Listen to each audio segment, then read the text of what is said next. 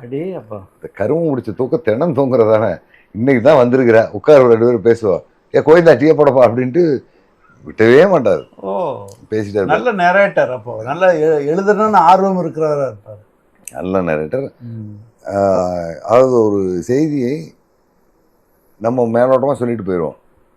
ஆனால் அவர் அந்த ஒவ்வொரு அணுகுமுறையும் ஒவ்வொரு கட்டத்தில் நடந்த நிகழ்வுகளையும் அந்த ஸ்டெப் பை ஸ்டெப்பாக சொல்லுவார். அப்போ அவர் நான் என்ன நினச்சேன், அவன் என்ன நினச்சான், அவன் எப்படி செஞ்சான், நான் எப்படி செஞ்சேன், ரெண்டு எப்படி விலகி போச்சு, திரும்ப எங்கே ஒன்றாச்சு, அது ரொம்ப சுவாரஸ்யமாக சொல்லக்கூடிய, ரொம்ப நுட்பமாக சொல்லக்கூடிய. அந்த மாதிரி அப்புறம் அந்த ஆரம்பிச்சதான் அவர் வாட்டுக்கு நல்லா பேசிகிட்டே இருந்தார். அவங்க அப்பாவுக்கும் அவங்களுக்கு தொடர்பு. மணியனுடைய தம்பி பழனிசாமி எனக்கு தெரியும். ஏன் தம்பி அர்ஜுனா அடிக்கடி அங்கே போயிட்டு இருந்தாங்க, இதெல்லாம் சொல்லிட்டு இருக்காரு. இதெல்லாம் சொல்லிட்டு இருக்கும்போதே சுற்றி உட்காந்துருந்த கேங் அப்படியெல்லாம் ஸ்ப்ளிட் ஆகுது. அர்ஜுனன் பக்கத்தில் வந்து அவர் 2 பேரை கூட்டு அந்த பக்கம் போகிறாரு, இன்னும் 2 பேர் பக்கம் போகிறாங்க, இவங்க 2 பேரும் வெளியில் போகிறாங்க, 2 பேர் சாப்பிட போகிறாங்க, குளிக்க